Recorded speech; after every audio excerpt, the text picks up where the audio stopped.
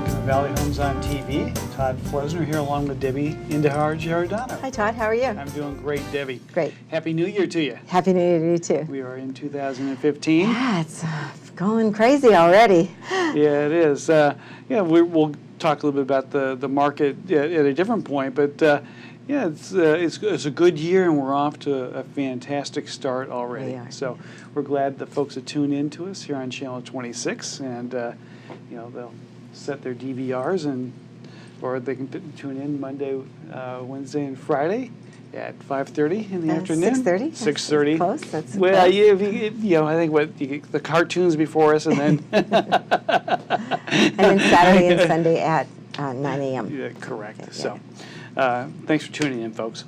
You have a guest that you. I do. invited today. I brought a friend of mine, and we've been doing business for many, many years. It's Larry Trungali with Property Inspection Service. Right. It's where he's currently wearing his hat, and he's here to talk to us about things that interest a buyer and seller in terms of their house inspection. Terrific. Well, Larry, we're just delighted to have you here because, housing inspections, I mean, that's an integral part of the process of buying a home, and the sellers are involved in that process, I assume, as well. So we're glad that you're here to help educate our viewers. Sure, don't mention it. Well, maybe just, sort of tell us a little bit about yourself. Give us a little bit of your background, where'd you grow up, and how'd you get into the home inspection business? Here, next question. In the city, and in the Italian Catholic section of the city. And when I was in second grade, I got kidnapped by fourth graders. There, you were Italian Catholic or you were public. And the Italian Catholics stuck together and the public stuck together. I got separated from my group, and the publics got me one afternoon, tied me up in the back of a van, and they, they're only fourth grade. They didn't know what the heck to do with me, but they caught me. They caught me off my guard. So they took me to a moving van and tied me up with the moving van little rope things, that were sort of gentle. And since I was from a Catholic school, they said, "There, we're going to leave you there like your hero." And then they left. And I, didn't know what to do, but everybody had to be home by streetlights. So before the streetlights came on, I had the same rule in our house. they came and they tied me. And so when I told my parents, how come you were late? I told them what happened. They go, "That's it, we're out of here." So that was Hunters Point. So we left Hunters Point and went to Palo Alto, and there it was a little better. It was much nicer So schooling background in terms of schooling? I was president of the student body in Palo Alto, and then I went to St. Mary's and Foothill and San Jose State and Sonoma State. Okay. And at some point, a professor came to me and said, 120 units, you can get a degree. Mr. Trungali, you have 140 units. It's time for you to move on. So Okay. I know a lot.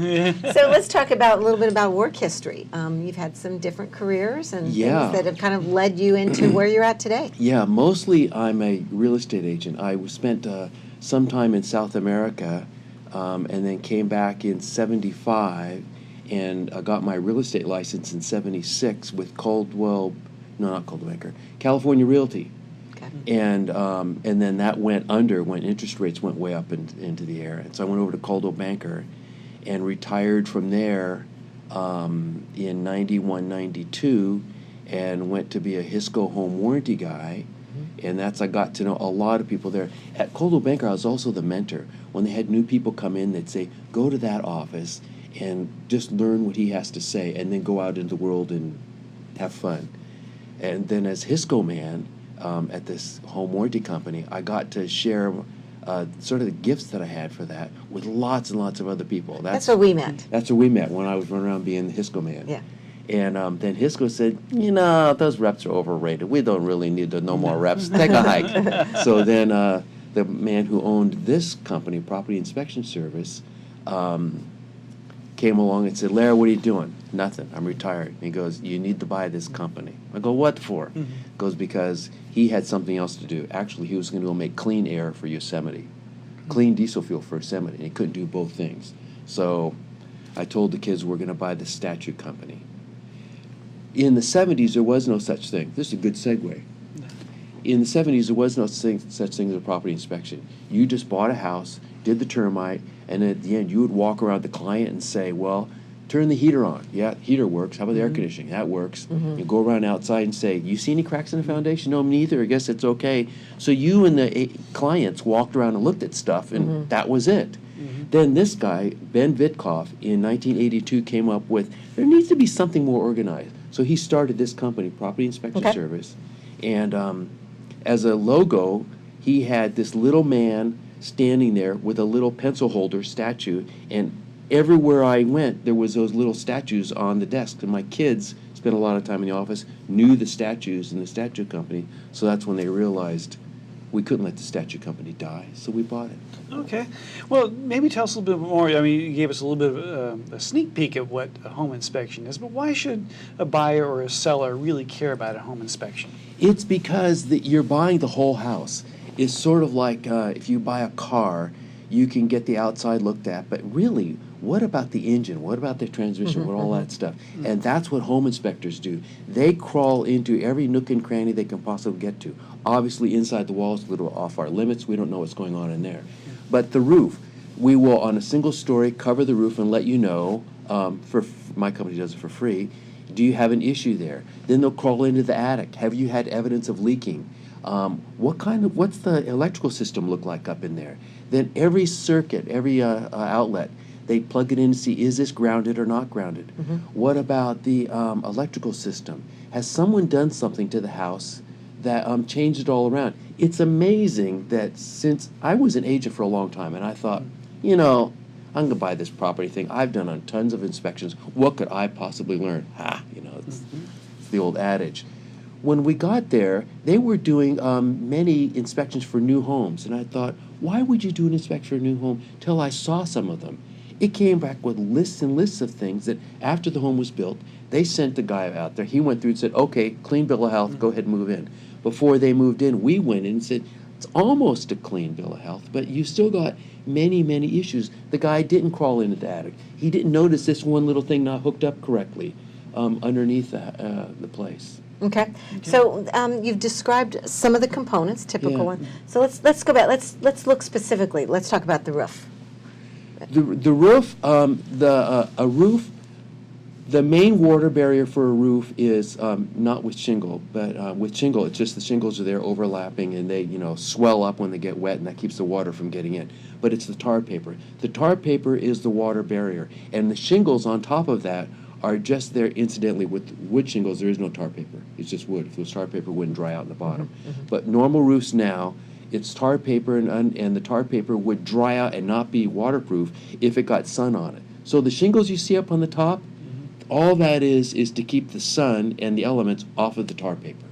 So if it's curled up a little bit, and you think you can see the little black stuff, that could be an issue. Okay. Then rotted wood. Rotted wood. Rotted wood is real common, especially on the eaves. Termite companies cover that too. Somewhere you're going to get into what's the difference between you and the termite company. But we all cover anything that is obvious in terms of wood or rotted wood. The eaves, the biggest enemy of wood is water. How do you keep water out? Paint. If you have it painted, it's going to be okay. If the paint is crackly, the water is going to seep in there, and it's still going to look okay, but you go with a little pitchfork or a little screwdriver, you can stick your right through it, and you go, uh-oh. Say, well, it still looks okay. It looks okay, but the wood was there not to look fine. It was there to be a structural support. If someone walks through that area or goes on the edge of the roof, those eaves are just going to crash down. Now you've got a liability issue going. Well, how about maybe an older property where it was built, a number of years ago, and I know that there are constantly updates to different codes and different standards, like CO detectors and water heaters and the like. How do you deal with that sort of thing? When the inspectors go out, they know the year that it was built, and they will know that at the time this was built, this was not to code. And many things are essential and should be brought to code. Most things are not, though. At the time this was built, it's safe. How long has this house been here? 50 years. 50 years later, you've never had an issue. You probably don't have to worry about bringing it up to code. That's So we will address it and say, code now says this, but you're doing fine. You're okay. Okay. I sell older homes Yeah. in the place area, Yeah. but how about the fireplace chimney? How is that We, inspected, and what should? We go someone to see, consider? does it rock and roll? Does it move? If it doesn't move, good. If So it that's does it have reinforced masonry? Is that the issue? Or Yeah, we will. Yeah, we will go up and just gently push on it. And if it's got a crack in it, that gentle push is going to move it and go Wow. back off. Get the kid's little play set underneath there. That's a gone real somewhere. safety issue. That's a real safety Right. issue. Yeah. So that's what we do to let you know. But just in terms of general safety for fireplaces too, you should always get, if you can see that they've been using this fireplace, after a few years, creosote will build up. Creosote is sort of this gooey, flammable stuff that will build up in the flume. The fireplace brick isn't what keeps the heat inside. There's a firebox in there. It's metal. And then the metal just doesn't look so good, so they put brick around it. Then that contains all the heat. But up in the chimney, there is no fire box. It's just the brick. If you have little cracks in that brick or in the grouting, sparks or things could get out through there, especially if you had this built up for a long time. Fire's going in there, you're going to have creosote built up. When you ignite this fire hot enough, it's going to ignite that creosote. Now you've got fire in an area that's not surrounded by metal box, and if you have a fire in a house from the fireplace, it wasn't usually that it jumped out from there. It got into that area. So our advice is, if you can see that it's an older home and they've been doing the fireplace, $150, $200, get the chimney sweep up there and clean it out. Right. Start Good, fresh. good idea. No, we live in earthquake country. How about things like foundations and shear walls and those sort of things? Yeah, foundations, they almost always have bolts on the side, and when we look for it, we look to make sure that the foundation's in a reasonable condition. The thing that would keep us from coming into, I'm sort of getting ahead of myself.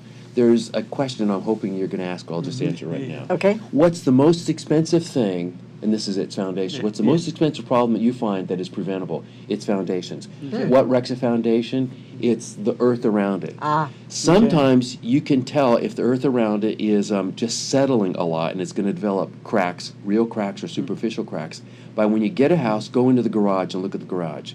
You can't tell from the sidewalks too much because that wasn't the developer, it was someone else who did it. And the backyard, you can see patios, say, ooh, look at the patios all cracked and wrecked. Who knows who did that? Could have been some handyman who didn't know what he was doing. But the foundation was done by right to code, should have been good. If you walk in, you're thinking of getting a house, and you see that foundation with big cracks in it, now you know, well, it's 50 years old. Okay, it's a quarter inch. Live with it. You can cover it up. The whole house is going to sag. But you're in an area that tells you that the moisture in the soil around that is significant, and that's what's making the cracks. I just had an inspector call me this morning for a reinspection because we did this in July, and we said there's evidence of moisture in there. Now a new buyer's coming in and wants us to do another reinspection, and the guy went down today, said, how'd it look? And he goes, very, very muddy. Why is that? Just because July it was dry, it looked fine. Evidence of moisture was he could just see the water line of where there had been some stuff. Okay. Now he went down there, and because it's so moist, it's an issue. That issue could end up in mold, it could end up lots of things, unless they have good ventilation. So the point is, to avoid that, make sure that the ventilation vents around the side aren't covered up with bushes. Another thing is, make sure you don't put plants or something right next to the foundation, because excess water on the perimeter of the foundation, close to the foundation, is the big issue. Nowadays, when they build a house, the foundation doesn't get that water because the gutters go into the downspouts. Downspouts go into some tube underneath the ground, shoots right out, goes away. It's not even there. They've realized that now. But in the olden days, it just plopped right out there. So you can get this little cement thing to shoot it 3 feet away. Sometimes you shoot it 3 feet away, it just shoots right back. So for your house, look at it and see. If you put water on the side of the house and it goes away, fine. If you put water on the side of the house and it stays there, build it up with dirt. Do something. Put some dirt in there, pound it down, have the water get away from the house. And for sure, don't plant those little brick planter boxes and stand with the hose, dumping hose right. Right. Woodbury, you don't want the water. That's the biggest problem that you can prevent. Here's another common one, water heaters. Now, I know that there's some safety valves and codes, but how about double strapping, seismic safety? How does that all come into play? Double strapping, yeah, all of them should be double strapped because the one strap was enough if it was significant. Sometimes you'll see that it's a double strap and it's wrapped all the way around the thing and goes back in, and sometimes it's not. It just covers it, and you think, hey, I'm getting gypped. What the double strapping is to hold it up, but when it circumvents the whole thing, it's because they want it to keep from going forward and back. A better system is put a block of wood in back. You can get a 4x4 or something in back, because this whole thing is saying, okay, you're not going to go forward. Yeah, you don't go forward, but when it rocks the other way, you can go back, crash something, the whole thing's going to blaze. You don't want this to move. 4x4. Good. Now, how about like electrical? What sort of things should electrical? If you go into a house and this house was built in 1950, and all of a sudden you see there's a fan up there and go, I don't believe they had fans in 1950. And you see the air conditioning was added on that they didn't have. You can tell someone's been messing with this stuff, and you say, who did it? Oh, whoever. The seller's always going to say, someone's adequate, it's okay. You don't know what they did. So you need to have us come through, and we will look at obviously we can't look inside the wall, but we can look at the circuit breakers and make sure, do they have adequate coverage for what it's done there? Okay. So you touched on a subject earlier, the difference between a property inspection and a termite inspection, and why would somebody want to do both? Because because we will see something and just say, you need to get someone else to look in here and take care of this problem for you because it's dry rot or actual termite evidence. We'll see the evidence. We don't do that. You need to be licensed by the state to handle the chemicals that they handle, and they just, that's their whole bit. They really go into it a lot. So I would never sell a house as an agent to someone without getting the termite guys, do your whole bit, and the property inspection, do your whole bit. Because then you're fully covered. It's there. That's the whole point. You spend a couple $100 to save you thousands later. Why would you pass up on that? So now the deliverable that you have then as a property inspection, you have a report then that you deliver to right. To who, the seller, the buyer? Who gets that? Who paid for this report? You pay, you get. Okay. So whoever paid for the report, they get a copy of the report the next day. And typically companies have pictures of anything that was a problem. They have a color picture right there and refer to it in the report. You can also, normally, if you show up at the end of the property inspection, whoever the inspector is, they will walk through and show you. So you don't just see this little thing somewhere underneath the foundation, this little thing, you won't get it. They'll show it to you. See this little thing right here? That's what it is. And you can ask them, how do we take care of that? That was another question. Who does the work? Termite companies, they have to do the work because they're licensed. Property inspection companies are not supposed to do the work. It keeps us a little bit... Conflict of interest, or... Yeah, so we can't crawl around the house and say, I found $12,000 worth of work, and now you got to pay us to fix it. No, we just, if it's not there, we don't, it's not mythical. It's just there, and I've got a list of contractors or handyman that will go out and fix it. If you do use a contractor, they stand on their own merits. If you use a handyman, afterwards I will send my guys out for free and check to make sure the handyman really did do it properly. So you can get the report. The report says, look at all the stuff that's wrong. Well, you don't want to hand that to the buyer. It looks like the place is falling apart. You got it fixed. My guy will go about, give you a supplement saying, no, all these items are taken care of. Terrific. Well, hey, let folks know how they can get in touch with you if they're interested in a property inspection. Well, we have a www.propertyinspection.com. That's our domain because Ben was the first one to do it, so he bought that little domain. Or you can call us 1-800-RED-FLAG. That's another thing he did that I Nice. 1-800-RED-FLAG, and that works. And we cover sort of San Mateo County and Santa Clara County. Beautiful. Terrific. So folks know how to get a hold of you. Is there a difference in property inspection companies? Yeah. Okay. You do not need a license at all to be a property inspection company. I didn't know that. You can just pop up and say, times are slow, get a little badge. Dan, property inspection, I'm in there, I'm done. No licensing is required. But there is a society, ASHI, that has set of standards so that you have an idea throughout the United States of we should all kind of cover the same things. These are essential to cover, and these are no big deal. Like sprinklers. People don't do sprinklers. alarm systems. We don't do alarm systems. Okay. But certain things we all do. And if you do use a company, they for sure need to be a member of one of those companies. There's 2 or 3 companies. The largest one is ASHI, so we are a member of ASHI. And Okay. our reports are ASHI standards. All right, terrific. That's Great. That's a big deal. Good question. Good question. Larry, Look. thank you so much for taking time out of your busy schedule. It really wasn't that busy, but thanks anyhow. We appreciate it coming out here. And Well, yeah, we absolutely appreciate you having you on the show and sharing, your wealth of knowledge with our viewers. It's a great topic, It both is. buyers Yeah. and sellers. Yeah. Let's hope need they that got something knowledge. out of it. I hope so. Okay. Thank you very Terrific. much, Larry. Okay.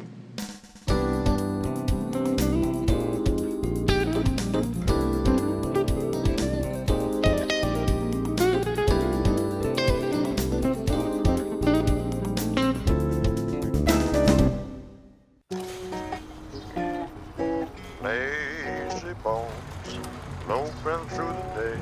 You always seem to find the easy way, moving like you're rolling away. Never heard a word I say. All over America, entire families are backsliding. We're no longer just sedentary, we're stationary, and that's bad news for your bones. At any age, bones need weight-bearing activity to grow strong and stay strong. So go outside, take the steps, play with the dog. Just get up, get out, get moving. Never keep your bones that way. Never heard a word I say.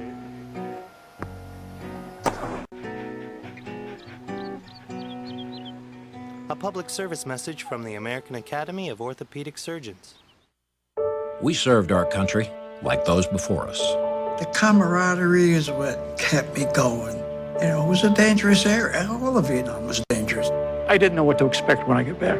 For the first 10 years after I got out, no one would have known that I was in the service. I got home, got married 2 weeks later, got a job. We came back, built lives, families, and communities, but we still had challenges. The carnage of war left an indelible mark on me. I would have intrusive thoughts, horrible nightmares. Services and support that can help are available for veterans. I went to the VA, talked to my doctor. I started doing groups. I started doing one-on-one counseling. We found ways to move past these challenges for ourselves and for our families. At MakeTheConnection.net, you can hear our stories and find tools and services available to you. The more I talk to people, family, friends, other vets, the better I feel.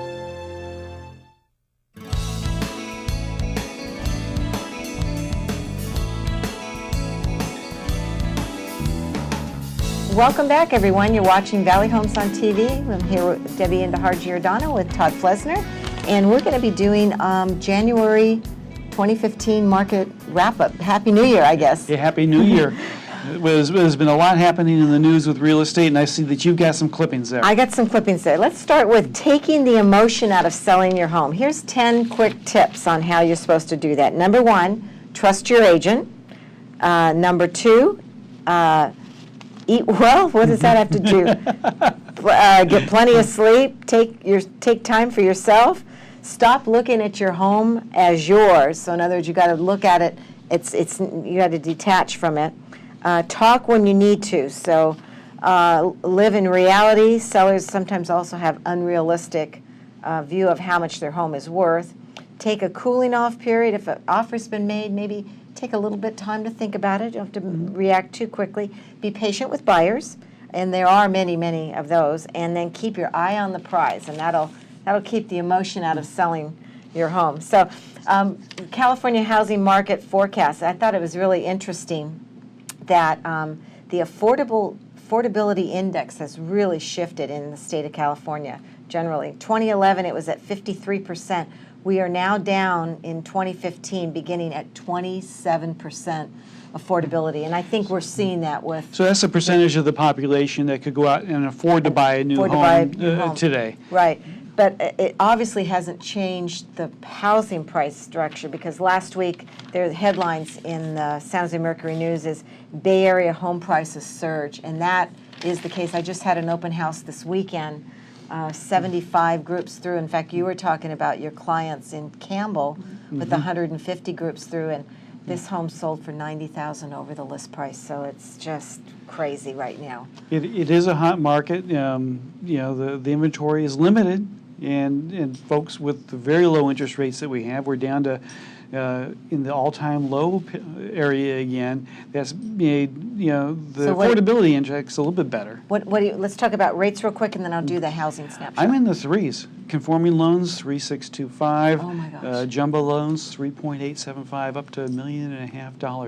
With 20% down, you can get a jumbo loan in the threes. Terrific. Fixed for 30 years. Terrific. It's outstanding. Great. So, you know, needless to say, it's busy in my office these days. The phone's ringing, not only with people who want to buy, but refinancing as well. People are having there's a good window of opportunity here for Well, folks. I'm glad you took a minute out to do this show, because it wouldn't be very fun without you.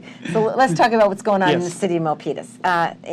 Back in November of 2013, we had an average home price in Milpitas of $718,000 and a median price of $650,000, and that has changed to an average price of November 2014 of $802,000 and median price of $792,000. So what's that? That's a good. That's almost $100,000. That's a good $100,000, yeah, and that's about what I'm seeing. The condos. In November 2013, we looked at an average price of $471,000 and a median price of $434,000, and that has now changed to an average price of $581,000 and a median price of $582,000. So obviously, economy's up, jobs are up.